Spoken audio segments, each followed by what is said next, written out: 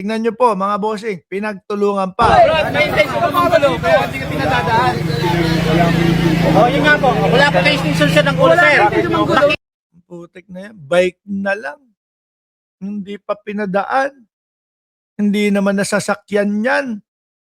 No? Keliit-liit yan. Parang aalpas lang naman doon sa mga tao na nagrarally yan.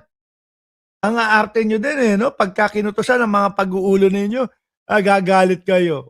Iyakan naman kayo. Matapang kapag kayo nagsama-sama. No? Pag nagkumpol-kumpol. Pero kapag isa na lang mga kababayan, wala nang sinabi. Kasi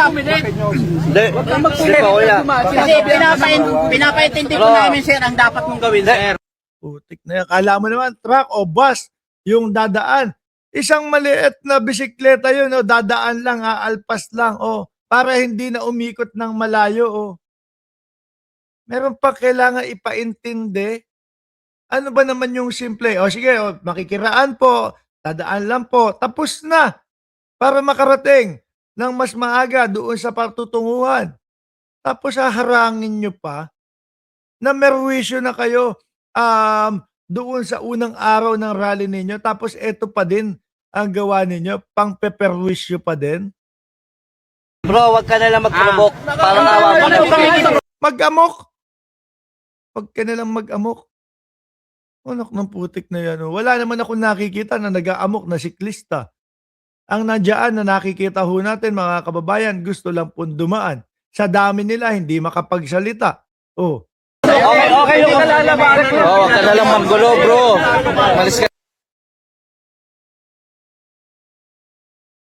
Wala ako nakikitang nanggugulo. No? Wala ho ako nakikitang nanggugulo. Bakit ayaw nilang padaanin? Sila nga, pinagamit lang dyan. Correct! No? Siguro alam nila, may nakapokus sa atin na cellphone, nire-record tayo. Pagmukain natin itong tao na ito na nanggugulo. Kayo po ba, may nakikita po kayong nanggugulo dyan? O isang siklista na gustong dumaan na hindi makasagot dahil pinagkumpulan nila at pinagtutulungan nila? Aalis na. Umatras na. No? Nakinig sa kanila, hindi na dadaan kahit bisikleta lang po iyan, mga kababayan. Aalis na. Tingnan nyo po ang ginawa pa nila, mga bossing. Hinatak nila yung bisikleta. Malis ka na lang. Balak mo lang maggulo. Gago pala itong mga putang ina. Ay, sorry. Hindi, pasensya na ho. Mapapamura ka sa mga gago na to eh.